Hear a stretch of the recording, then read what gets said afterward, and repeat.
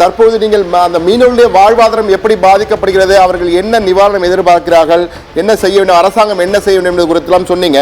ஆனால் தற்போது நீங்க இருக்கிறவங்க நம்ம ஒளிப்பதிவாளர்கிட்ட சொல்லி முழுமையான காட்சிகளை அப்படியே காட்ட சொல்லுங்க. முழு திரையில நீங்க வரப்போறீங்க. இப்ப அங்க மேகங்கள் எப்படி இருக்கிறது, வானம் எப்படி காட்சி, இருண்ட வானமாக இருக்கிறதா, மழை பொழிவு எப்படி என்பதை முழுமையான திரையிலே நாம் பார்க்கலாம். தற்போது மாமல்லபுரம் அருகே உள்ள கோவளம் கடற்கரை பகுதி எப்படி இருக்கிறது என்பதை நேரலை காட்சிகளாக தற்போது பார்த்து கொண்டிருக்கிறோம்.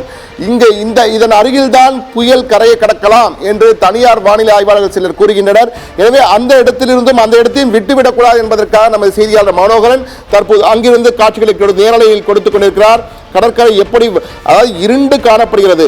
9 மணி ஆக போகிறதா, காலை 9 மணிக்கு எப்படி இருக்கும் என்றால் தற்போது எப்படி இருண்டு போய் இருக்கிறது. அந்த கடலும் சீற்றத்துடன் காணப்படுவதை நம்மால் காண முடிகிறது.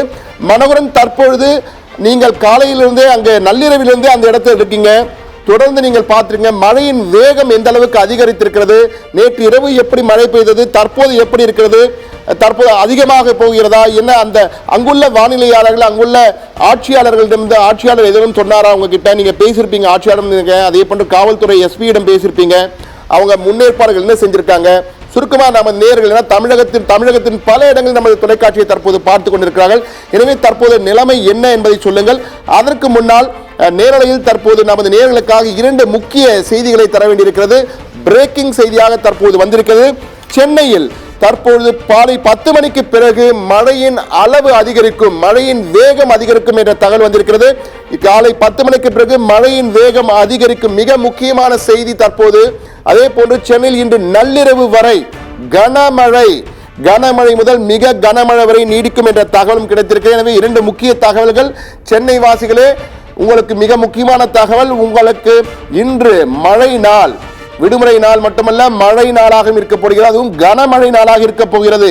சென்னையில் இன்று நள்ளிரவு வரை கனமழை நீடிக்கும் என வானிலை ஆய்வு மையம் தெரிவித்திருக்கிறது.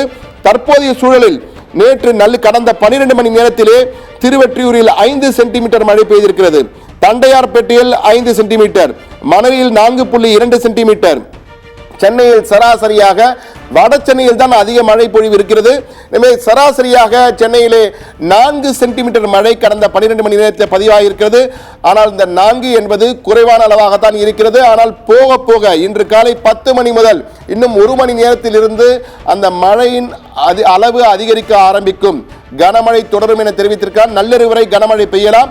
அதே போன்று தற்போது புயல் நகரும் வேகமும் அதிகரித்திருக்கிறது. அடுத்த முக்கியமான பிரேக்கிங் செய்தி நேயர்களே, புயலின் நகரும் வேகம், அதாவது பெஞ்சல் புயல் நகரும் வேகம் 7 கிலோமீட்டராக இருந்தது மணிக்கு, தற்போது 12 கிலோமீட்டராக அதிகரித்திருக்கிறது. 12 கிலோமீட்டர் வேகத்திலே அதிகரித்திருக்கிறது. அதனால்தான் அந்த காற்றின் வேகம் தற்போது மாமல்லபுரத்திலிருந்து வருகின்ற காட்சிகளை பாருங்கள். இந்த காற்றின் வேகம், அந்த துணி பறக்கின்ற வேகத்தை பார்க்கும்போது நம்மால் புரிந்து எந்த அளவு வேகமாக தற்போது கடற்காற்று வீச ஆரம்பித்திருக்கிறது.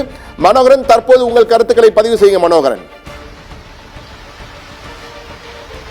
அதாவது தற்போது காற்றின் வேகம் அதிகரித்துள்ளதால் அலையின் உயரம் அதிகரித்தே வருகிறது. இந்த அலையின் உயரம் அதிகரிப்பதன் காரணமாக இங்கு நிறுத்தி வைக்கப்பட்டுள்ள இந்த படகுகளும் சேதமாகவும் ஒரு வாய்ப்புள்ளதாகவும் தெரிய வருகிறது. குறிப்பாக அதாவது மாவட்டம் சார்பில் 290 நிவாரண முகாம்கள் தயார் நிலையில் உள்ளதாகவும் 15 மண்டல அலுவலர்களை கொண்டு அதிகாரிகள் குழு நியமிக்கப்பட்டு அனைத்து பகுதிகளும் போர்க்கால அடிப்படையில் கண்காணிக்க நியமனம் செய்யப்பட்டுள்ளதாகவும் அனைத்து துறைகளிலும் வெள்ள தடுப்பு உபகரணங்களான மணல் மூட்டை, சவுக்கு கட்டை, ஜேசிபி படகுகள், மரமறுக்கும் இயந்திரங்கள், கயிறு, தார்பாய், மருந்து, மாத்திரை, பொக்லைன் இயந்திரம், மின் மர வெட்டி, ஆம்புலன்ஸ், நீர் இறைக்கும் இயந்திரம், ஜெனரேட்டர், மின்மாற்றிகள் போதுமான அளவில் தயார் நிலையில் உள்ளது எனவும் வெள்ள பாதிப்புக்கு உள்படும் பகுதிகளுக்கு வசிக்கும் மக்களின் 4500 தன்னார்வலர்களும் மற்றும் மாவட்ட நிர்வாகம் ஏற்பாடு செய்யப்பட்டுள்ளதாக ஒரு தகவல் தெரிவிக்கப்பட்டுள்ளது சார்.